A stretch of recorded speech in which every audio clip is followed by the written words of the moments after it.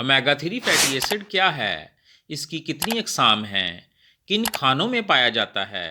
कितना पाया जाता है? और शुगर के मरीज़ ओमेगा थ्री फैटी एसिड के इस्तेमाल से क्या फ़ायदा ले सकते हैं? ओमेगा थ्री फैटी एसिड एक किस्म की पॉली अनसैचुरेटेड फैट है जिससे ज़रूरी फैटी एसिड समझा जाता है। हमारा जिस्म ओमेगा थ्री फैटी एसिड खुद ब खुद पैदा नहीं करता, बल्कि हम इसे मुख्तलिफ ग़िज़ाओं से हासिल करते हैं।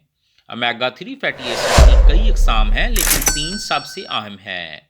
Number one ALA, number two EPA, number three DHA। Omega three fatty acid की ये तीन अक़साम किन फूड्स में पाई जाती हैं, और ओमेगा थ्री फैटी एसिड के इस्तेमाल से शुगर के मरीज़ क्या फ़ायदा ले सकते हैं, ये सब बताने से पहले बताता चलूँ कि आप देख रहे हैं हेल्थ हैप्पी।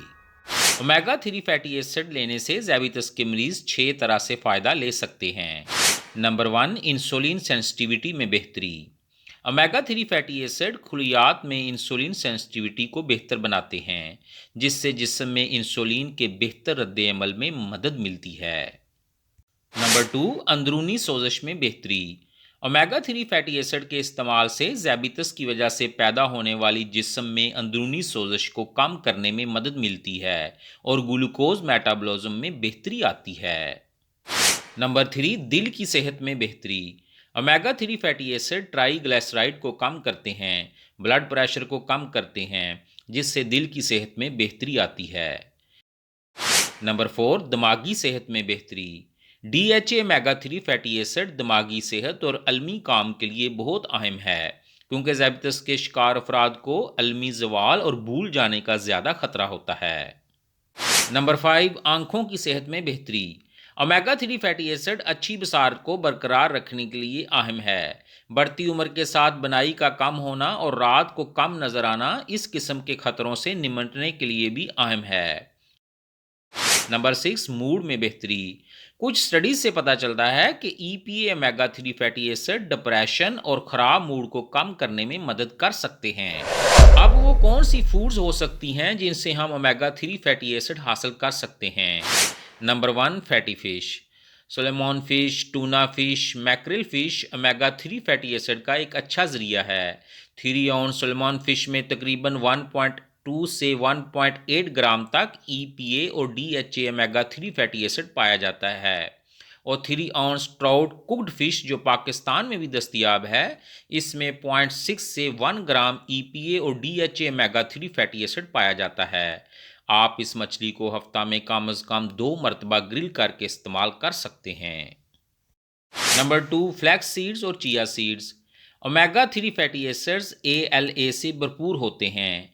1 टेबल स्पून अलसी के बीजों में तकरीबन 1.6 ग्राम ALA मौजूद होता है और 1 आउंस चिया सीड में तकरीबन 5.1 ग्राम ALA मौजूद होता है। इन सीड्स को आप अपने नाश्ते के साथ दही में या दलिया में पीस कर शामिल करें और तवानाई से भरपूर नाश्ते को एक आला हेल्दी लाइफस्टाइल का हिस्सा बनाएं। नंबर थ्री, अखरोट। अखरोट भी पौधों पर मबनी अल्फ़ा ल्यूनुलिक एसिड का एक भरपूर ज़रिया है। 1 आउंस यानी 28 ग्राम अखरोट में तकरीबन 2.5 ग्राम ALA पाया जाता है, जो आपके दिमाग और याददाश्त को बरकरार रखने के लिए ज़रूरी है। अखरोट का इस्तेमाल आप सुबह दही के साथ या अपने स्नैक्स में कर सकते हैं। Number four, canola oil. Canola oil भी पौधों पर मबनी अल्फ़ा ल्यूनुलिक एसिड का एक भरपूर ज़रिया है। 1 टेबल स्पून कैनोला ऑयल में तकरीबन 1.3 ग्राम ALA मौजूद होता है। कैनोला ऑयल को आप खानों में या सलाद ड्रेसिंग के तौर पर इस्तेमाल कर सकते हैं। नंबर फाइव, जैतून का तेल।